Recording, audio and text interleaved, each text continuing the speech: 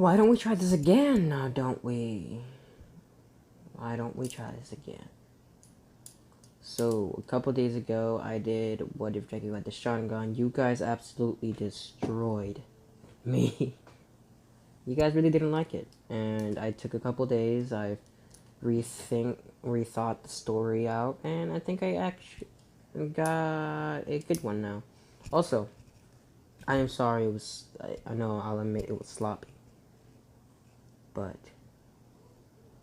this is What If Deku had the sharingan? Redo, part 1. To the intro! Found a little bit of light, trying to find my heart. Funny when I break out a lifestyle dark. Honey when I write, get a tight flow spark. What a psycho chart, playing dice, go starter. Who are you? Better know yourself. Know your soul, gotta know your wealth. Slow your roll, get a hold, don't melt it. Don't you fall when I feel like hell. Well, who am I? Am I me? I'm not the one you wanna fuck with. Late nights messing up my sleep, so I'm flustered. Taking out aggression with my pen because I trust it. Writing, trying to get myself a lamb color trust for the game. Leave from hanging by his chain. Click, bang, feeling rage, feeling fire in my brain, feel insane. And the story, feel the flame. 45 to my brain, praying more and please hell. No glory. Anyway, I'm back, and I'm here to say that I'm gonna start the What If now. So, we actually start 8 years after Quirks have already came out. This kid named Roshi actually has the ability to open portals. Portals to pocket dimensions of his own. The doctors are seeing how far they can push his quirk. They enhance his quirk to the point where I wouldn't say enhance. They push his quirk to the point where he opens a portal to another dimension's pocket dimension. This dimension's pocket dimension being the unnamed dimension referred to as Q. And, well, now we go to the Naruto universe. I don't know what it's called, but the war is happening. And Obito and Kakashi are having their little fight. When all of a sudden they see this portal. Nah, wait. Recon that. Obito is having a fight with Naruto, with Naruto. And Obito goes into his Q dimension. Naruto turns to Kakashi and says, "Now!" Kakashi activates his Q, taking Naruto inside the Q dimension. I mean, not Obito. Kakashi activates his Q, taking Naruto into the Q dimension, allowing him to continuously fight Naruto. Not Naruto. Obito. And they continue to fight until Naruto successfully Takano Jutsu moves Obito to stop what he's doing. And Obito does. He comes outside the Kimi dimension, and, well, he stops the reincarnation of the Ten Tails. Because it wasn't necessarily... They hadn't revived him yet. And, well, Obito just goes back into his little dimension. Kakashi wants to go there himself, but he does. No, he can't. He can't go into there himself. He's gonna have to wait till he comes out. Hours have passed. Days have passed. Months have passed. Obito has not come out of the King Dimension. One day, after a couple... Then Kakashi gets sick of it and asks Naruto to go into the King Dimension for him. And Naruto says, sure, why not? Kakashi activates his Q after getting out of the hospital, After he's Q and he doesn't get hospitalized this time. And, well, Naruto goes into the Q dimension. What Naruto sees is shocking. They've had ninjas watching where Obito entered the Kyuubi Dimensions for weeks on routine. But there's no Obito here. Not even a dead corpse of starvation. Just nothing. Now, I'm gonna flashback all the way back to where, Obito entered the Kyuubi Dimension. When Obito entered the Kyuubi Dimension, he fell into another portal. Kicking him into, you know, the Deku universe. And scientists are confused because if this 8-year-old kid opened a portal, and Corks have been around for 10 years, so this was 2 years after Corks. So he was 2 years after. So anyway, this 8-year-old kid opened a portal and a man jumped out of it. Obito is generally confused. And he's like, what the actual... After a couple of months, Obito has actually settled in, and he decides that this is going to be the world he's going to stay. And he can't go back. So, yeah, that's a problem. He's going to stay here because, well, in this universe, he doesn't have to really deal with the fact that what he thought was right is wrong. And, well, Obito lives out his life here. Obito has 5 children, which then later each have 4, which those 4 later each have 3, and then, well, etc, until there's a whole clan of Uchihas by the time Inko gets pregnant with Deku. Now, before I go any continue further, let me tell you these things. The Uchiha clan is a very respected clan because they are a group of people with a very powerful court. And it's insane. And the whole reason they haven't been defeated yet, because like if it's the same clan, why can't you just come up with a counter with one of them, and you know you defeat all of them? The Uchiha's clan's eyes are unique to each other. So let me explain. So the ranking, there is obviously warrior, who will completely have the 3 coma sharingan eyes. Then there is just the casual people, who don't really focus on training, but most of them have the sharingans. And well, then we get to the real elites. There are 12 Uchihas who have the Mangekyo Sharingan. These guys are known as the Mangekyo Squad. And then there's their leader. The only one in the entire village or clan who has the eternal Mangekyo Sharingan. Heisei Uchiha. That's his name. And well, there's also there is basically 14 people with the Mangekyo Sharingan. 12 of them are in the Mangekyo squad. There's the one with the eternal Mangekyo Sharingan, and then there's the priest, the leader. He has a Mangekyo Sharingan, but he's not a warrior. He is actually the one who gifts the eternal Mangekyo Sharingan to the one who is claimed as worthy. And the power between the villages is divided by the priest and the eternal Uchiha, which is what they call the person with the eternal Mangekyo Sharingan. You know, Uchihas are very respected. They can use their quirks can be used for interrogation, for battle, stuff like that. But ever since people figured out that the eyes can be transplanted, people have been trying to get these eyes. But the Uchiha clan has a special code that no one has ever broken. If you know you're going to lose, and they are after your eyes, destroy them.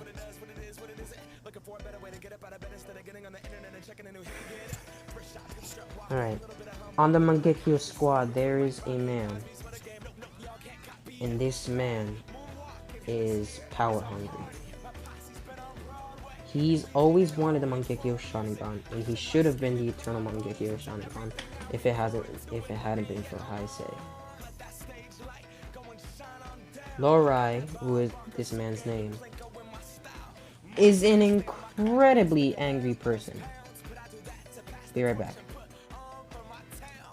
Yeah, he's an incredibly angry person because he never got the Eternal Mangekyo Sharingan if it wasn't because of Heisei. A man one day approaches him saying, "Do you want the Eternal Mangekyo Sharingan?" And Lorai turns around saying, "Yeah, why the heck do you ask?" He introduces himself as One for All. My bad. All for One. He says, "I can give you that power, but you must betray your clan. You must give me a pair of sharingan, Mangekyo Sharingan." And then he goes and tells him his entire plan. Now, the only reason there's only 2 people who know how to get the Eternal Mangekyo Sharingan, or 2 people who are supposed to know. The Eternal Mangekyo Sharingan holder and the priest. Those are the only 2 people who are allowed to know. When All for One told Lorai how to get the Eternal Mangekyo Sharingan, this nigga betrayed the entire Mangekyo Sharingan squad. He killed one of the Mangekyo squad members, took his eyes, and then he got the Eternal Mangekyo Sharingan, which gave him the ability to... I'll come back to his ability. Then, when the other Mangekyo squad members found out what he did, they all tried to attack him, but they had no chance against him with the Eternal Mangekyo Sharingan he had. He killed them all. Then he goes on to kill most of the entire village. But all Uchihas follow the code. They knew they stood no chance against him and the mighty army All for One gave them. So they all ripped out their eyes and destroyed them, just to make sure no one was to get the Sharingan. Now, even though you guys can clearly imagine how this fight would have gone, I'm gonna spell out 2 situations. Lorai versus Heisei, and the priest. So the priest is actually pretty old, but he's a ton of powerful. The priest has 2 kids who he considers to be his son. The first one, who is actually his son, is learning to be a priest. He doesn't know about the secrets, but he will soon enough. He knows. He figured it out because he was there when the Eternal Mangekyo Sharingan user got the Eternal Mangekyo Sharingan user. And, well,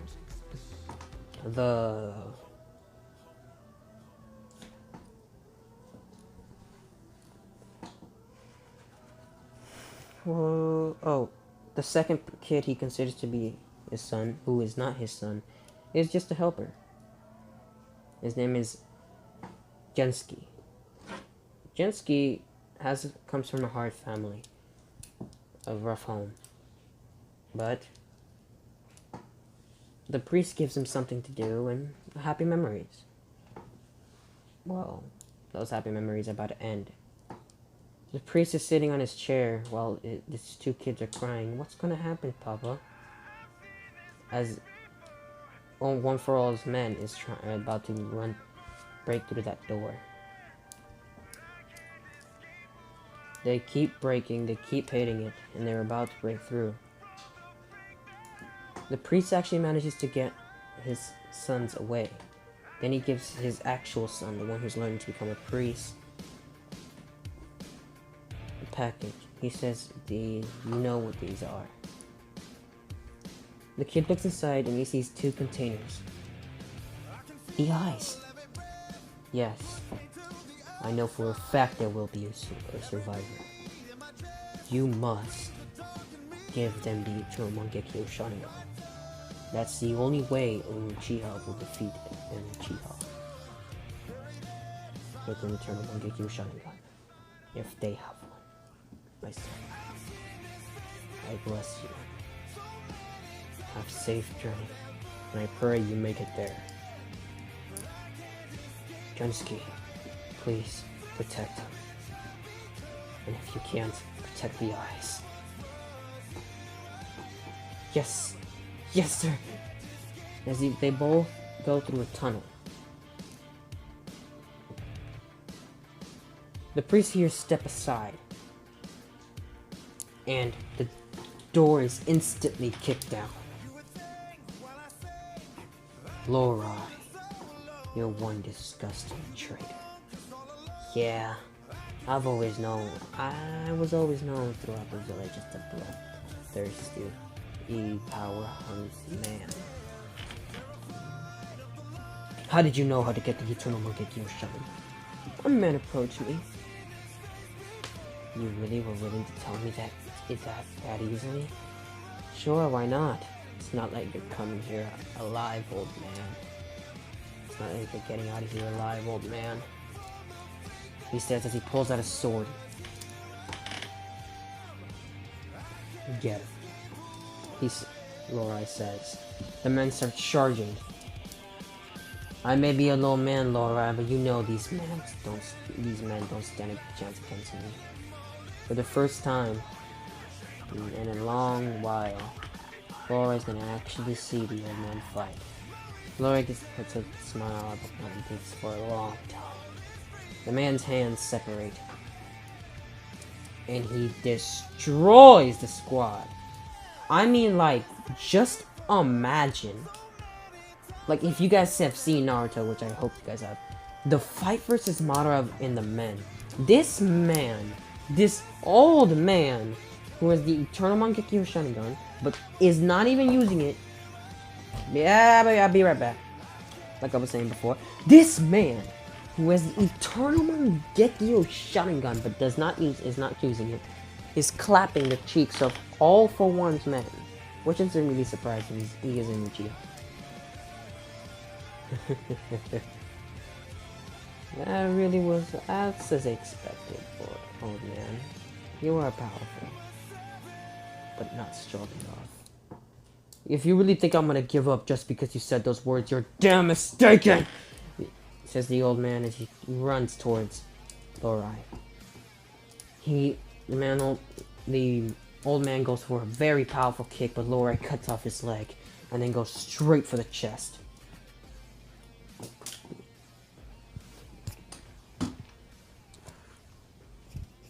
He pierces his chest and punches the sword. It's so hard that the old man goes flying back to his chair. When he hits the chair, he's stuck there. He can't move. You should have gave up. Now, before you die, you're gonna tell me where they are. Where what is. Don't play dumb with me, old man. Tell me where they are, he says as he grabs the sword and pushes it in deeper into the old man's chest. The man coughs up blood. I will never tell you. Fine. I'll just search for it, and you'll never find them. I'm tired of hearing this bullshit. And Lorai says as he twists his sword, causing the man excruciating pain as then he goes and lifts it up, cutting the upper torso in half. You should have just gave me the Mangekyo Sharingan eyes. When he does this, the chair breaks in two, and then he sees a tunnel. Oh, I was wondering where those two gnats were going. Boys, come along. Yes, boss? I need you guys to do something. Fetch. Yes, boss. They say as they run towards the tunnel looking for the boys. Meanwhile, the boys are coming through. I'm pretty sure it's this way. You're getting us lost. I know, but I can figure it out. I know this place. The exit's through here. I found them! Use the shockwaves. Right. One of the villains clapped his hands together and put his hands on the wall, causing the whole cave to shake. Rumble started to fall. Genski grabs the boy and throws him to the side. As for the whole cave shakes, causing them to lose their balance, but allowing the other villain to rush towards the boy with the Mangekyo. I'm gonna call him Nev. The kids lose their balance, allowing the villain to rush towards Nev. Genski moves Nev's out the way at the cost of his eye. Ah, my eye! Genski goes for a punch to the face. Genski punches the villain in the face. The villain actually takes a couple steps back. He goes for another. The villain gets up and goes for another slash, but Genski grabs a hilt, hits the man's elbow, causing him to let go. Grabs a sword and slashes the villain's neck.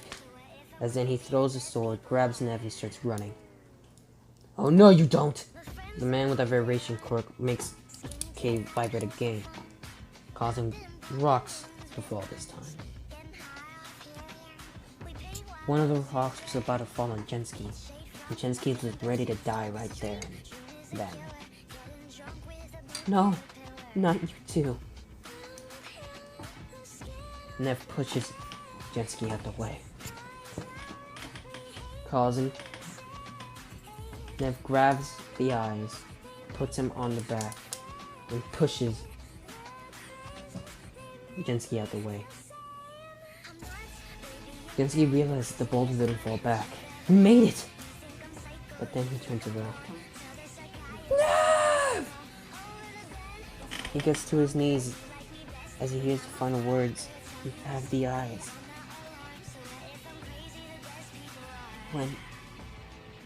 When you find one with the Mangekyo sharingan, give them the eye transplant. It will give them the eternal Mangekyo sharingan, and you will be able to defeat them. But please go.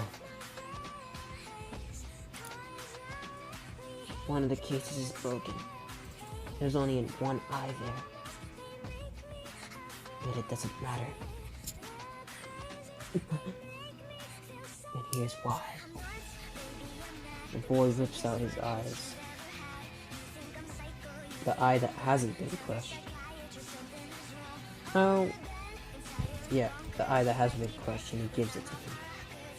I can't see you, but I know you're crying. As much as you always act tough, you've always been a huge cry. Shut up! I suggest you start running. Bye, my brother. It took all Genski's all willpower, but he managed to run. And you get to safety.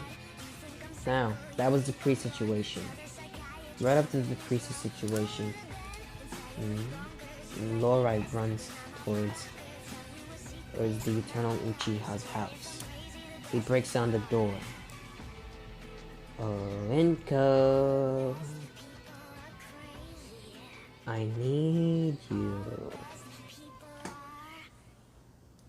Inko bursts out one of the closets, holding a knife, and with a pair of 2 Koma Sharingans. As she does a couple swings, and she misses twice, Lorai kicks her in the gut. She manages to actually get up and throw another punch, but then Lorai Blah, but then Laura punches her right in the face, sending her flying into 2 buildings. I mean, not sending her flying out the window. But instead of hitting the floor, she actually is in someone's hand. She looks up. I say, please get out of here. We wouldn't be wanting to hurt the baby. Did it hit you in the gut? Let's say that he kicks her in the throat, and then she gets up and then goes for another punch, but then she gets punched in the wall. He hit you in the gut? No. Good. I need you to run. What? Run. They've already killed the priest. I have to avenge them. But I will never run a fight, and you know that's how I am. Run away from a fight, and you know that's how I am. But go now. Inko. Ooh, it took all Inko's willpower to actually leave Heisei. Heisei draws his sword. Lorai, you disgusting traitor! Susano appears. Don't make me laugh. You knew this was gonna happen. Don't act all surprised. Another Susano appears. And they start to fight. All of a sudden, while Inko is in the middle of running, Inko has gotten out of the village and into the forest. She turns around and she sees a Susano fall. Lorai has won. He has killed the entire village. Inko, being the last Uchiha that she thinks, runs to the forest knowing that it's to find her. The age of Uchiha is over. Inko is not really paying attention where she's going. She's too busy trying to get out. And she runs into this boy. The boy falls down. He gets scared, pulls out a knife, and almost hits Inko. But then the boy sees a brand on that Inko's an Uchiha and says, "Grab my hand!" He starts running. Inko does grab his hand, and they start to run. Wait! Who are you? My name is Gensky. You're a woman. Are you pregnant? Yes? Good. That baby will be the one who defeats Lorai. The traitor.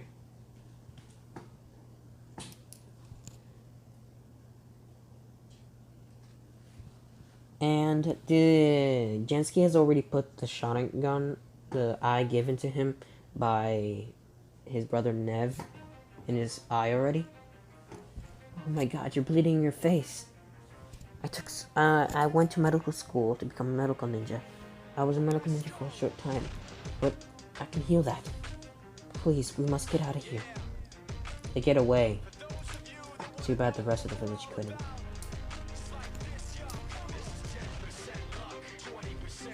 And that's what happens to Uchiha clan. That's how they get wiped out.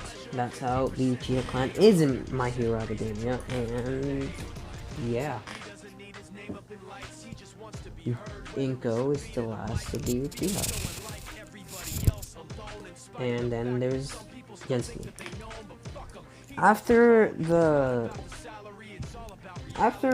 What's it called? After that night, Lorai has disappeared, and everyone sees that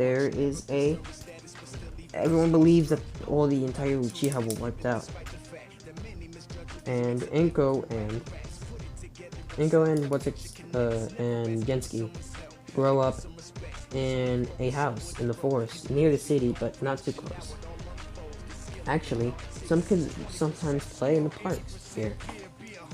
9 months pass, including his birth, Deku, and Deku grows up, knowing that he's an Uchiha, thanks to, well, his mother and Nev. And Gensky. Gensky says, hey. Gensky says that once that once you have achieved your sharingan, I will train you how to use it. But for now, you must learn. You must strengthen your body. And Deku does. He's been training his body for most of the time.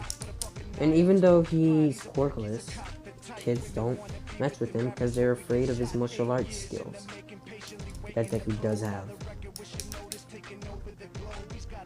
But Deku does still get bullied, and he doesn't like to fight back, so sometimes kids like Bakugo do hit him. One day, around 7 years old, Deku is around 7 years old, and Bakugo is bullying him again.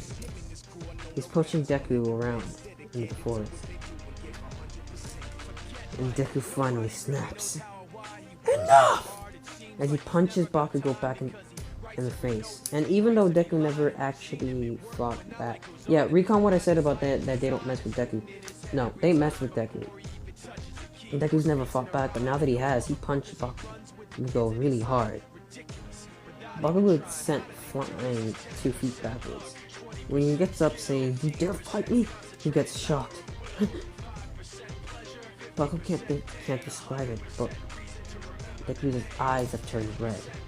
There seems to be a comma in his eyes. On both his eyes.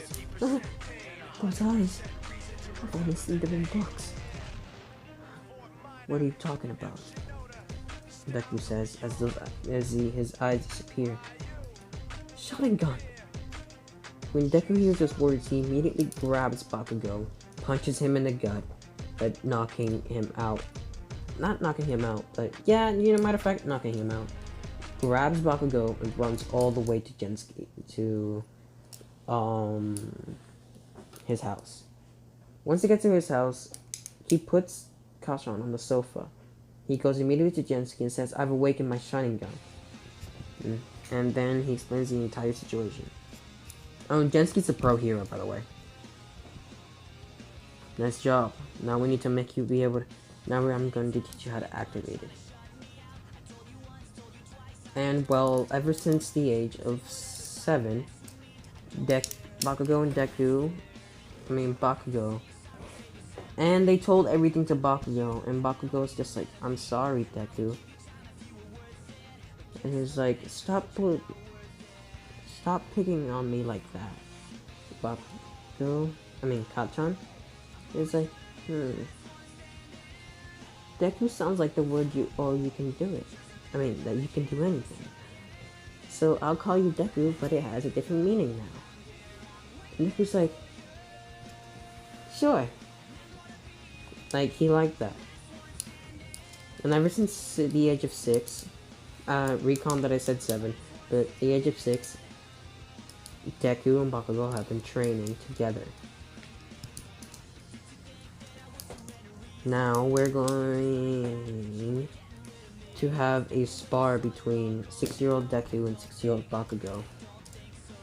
And they're going to switch to them. Then we're going to have a 6 years time skip. They're both... no, not 6. 8 years time skip.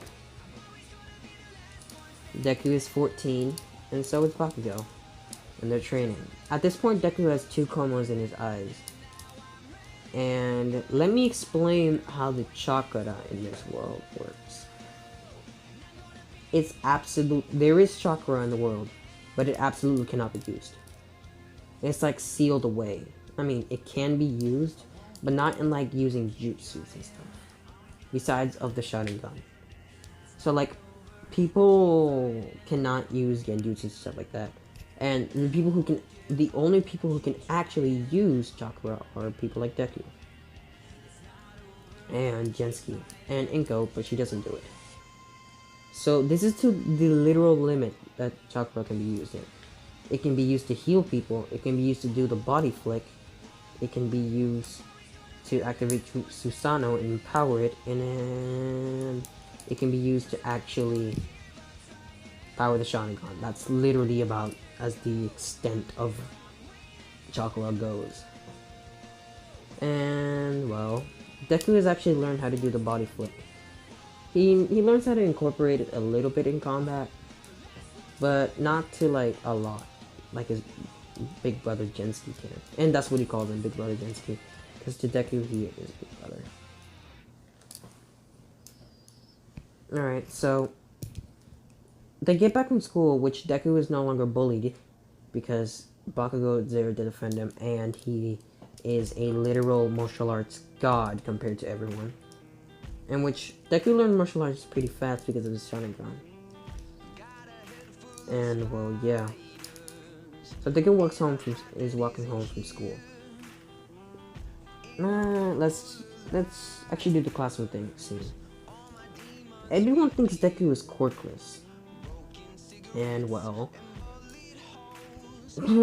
teacher goes, I know I'm supposed to pass out these papers, but what's the point? I know you all want to be heroes. The whole class screams, the whole crowd yells, yeah, while showing off their quirks. Bakugo, and Bakugo in the sunrise is nicer in his own way. He's not like bullying people. He's a little loud. Like, he still's Bakugo, but he doesn't bully people. He's not really mean to people, he's a lot nicer. And it's like, you guys will become heroes, but you will never be as great as me. I'm going to UA. It's like, oh yeah, that's right. Midori, you wanted to go to UA too, right?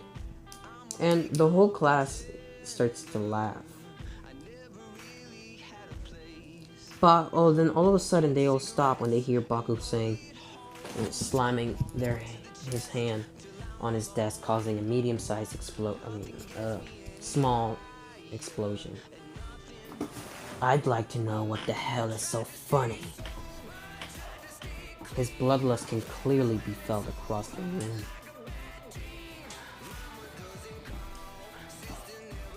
And well, that's about how that class goes.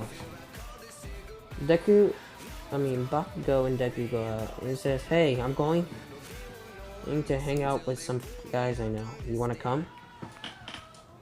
No. I'll be fine. I'm going home. Inko is getting my favorite dessert ready. He's like, oh, okay. I'll see you later then.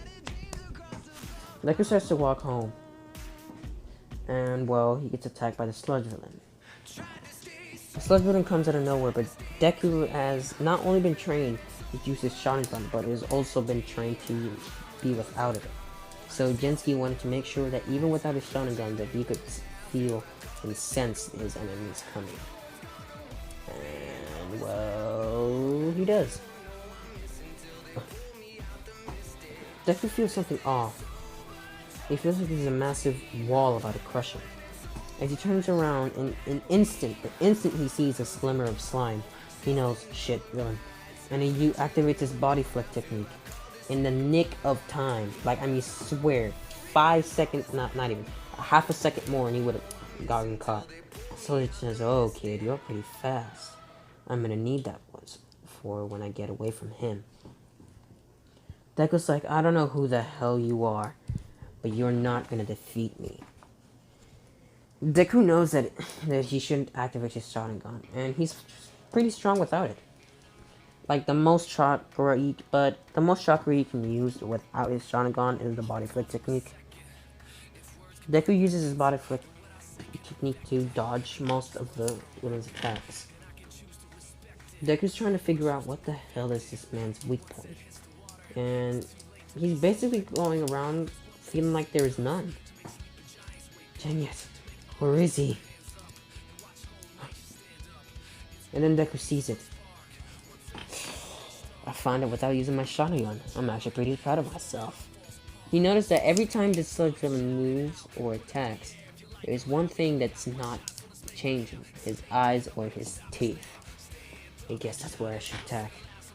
And instead of using the body flip, when the sludge villain attacks, he literally just jumps in the air, does a spin around, uses the roof of the tunnel as something he can jump off to, and kicks the sludge villain into the floor with his eye, through his eyes. he kicks both the eyes and the sludge and screaming in pain hits the floor. And at the same time, Deku hears, "I am here." He's his All Might, and he gets his autograph, actually. Because even though Gensuke's been there, he sees his brother as more of an idol than All Might. But he still likes All Might, so he took his autograph and said, "Thank you." Bakugo's gonna go insane. And All Might's like, "Kid, what's your quirk?" He says, Deku says, "I don't have one." Because he knows he can't tell All Might or anyone that he does have a quirk. And it's called sharingan. Because A, nobody would freaking believe him. And B, the ones who do believe him, well, that will stir up a lot of shit. And it says, defeated him without a quirk? Yeah. Well, I have to be going. So, sorry. Bye.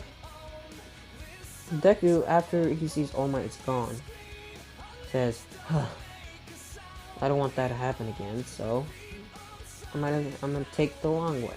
I'm gonna be getting away now. So Deku looks around to see no one's there, and then he activates the body flick technique. And all you see is black lines. Deku is just using the body flick technique all the way home. When he gets home, he changes his clothes. And if you guys have seen Boruto, he's wearing that. That's all he's wearing. Except without a pouch. And the red is green. Mom, I'm gonna go for an evening walk. It's like, okay. You just don't come back too late. Alright. Deku says as he activates... Oh, wait. Switch out the red for green on his suit and make sure his toes are not exposed. So it's like closed-toe shoes. Anyway, so... he activates his body flick technique to get to the village really fast. And he does. Huh. I got here pretty fast. Even though I've been using it for a while. He starts to run around the entire city pretty fast. And people are noticing that this kid is insanely fast, but they just chalk it up to doing it constantly. Because they do see him across running every day. And then Deku stops when he hears an explosion.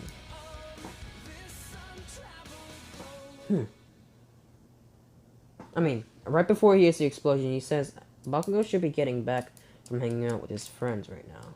It's pretty close to his house. Maybe I'll go check it out. I'm pretty close to his house. Maybe I should check it out, he says as he hears a massive explosion. He turns to it and he decides to see what it is. He activates the body flick technique to literally just pass through everyone. And when he is in front of the line, he sees, oh shit, it's Bakugo. Deku, who is hesitant to go, but then Bakugo gives him a look. Help me look. And he's just like, fuck, as his body moves on its own. Everyone tells the kid to stop, but they all quickly stop telling the kid to stop when they look at his face and he has two double coma sharingans. And they're just like, did I see that right? Was that a sharingan? And they're way too completely shocked to even think about stopping him. He almost sees it and he's like, what the hell did they see that made them stop chasing after him? And, well, Deku activates his full body. I mean, not full body. Body flick technique. And he blitz literally in front of the sludge villain. And the sludge villain is, oh shit. As sludge villain goes to attack Deku. And Deku's just like, nope. And he activates his body flick technique. Or I'm just going to say vanishes and reappear. Vanishes. And then he appears right on top of the sludge villain. And the sludge villain is like, oh, fuck! The sludge villain immediately goes to cover up his eyes. And he says, that's not the only weak point you have. As he goes and kicks the sludge villain straight in the teeth. Which he knows he just kicked Bakugo in the teeth as well. But then he moves his foot where it's behind Bakugo's head. when he does this, he kicks Bakugo in the back of the head and then punches the sludge villain in the eye. And now he's in a position where he can literally kick Bakugo in the back of the head again, and he'll spy the sludge villain, which is what happens. After that, Deku grabs the teeth and then activates the body flex technique to allow himself to vanish and reappear right behind Bakugo. And Deku is about to get attacked by the sludge villain, and Deku wants to activate the body flip technique, but he doesn't have enough chakra anymore. Damn it. Deku starts to dodge some of the sludge villain attacks, but he trips and falls. Bakugo's about to go and protect him and take the impact, but All Might appears out of nowhere and says, "Be gone, thought, and be Detroit. Smash that banana." And he literally changes the weather with his punch. If that's not broken, I don't know what the fuck is. Anyway, so yeah, that's how that situation goes. And that's where I'm gonna leave it for this video. I hope you guys enjoyed. Now the whole entire world knows that Deku is an absolute Uchiha. And if you guys like this video, I hope you guys hit the like button. If you guys really like this video, please hit the subscribe button. And guys, if you don't like this, how do I say this, redo, please don't kill me in the comments. Can you, like, put it in nice terms? Nah, I don't care. Just say whatever the heck you want about me. Whether I pay attention to it is my fault. But, yeah. I'll be seeing you guys later. Hit the like button if you like this video, and hit the subscribe button if you want more of this. Oh, also, if you guys do want another one of this, and I'm gonna be doing this with all my what ifs, just hit the like button. I mean, seriously, hit that like button. Hit it. If we get to 10 subscribers, I'm gonna post another one. Anyway, peace out. All in one stories.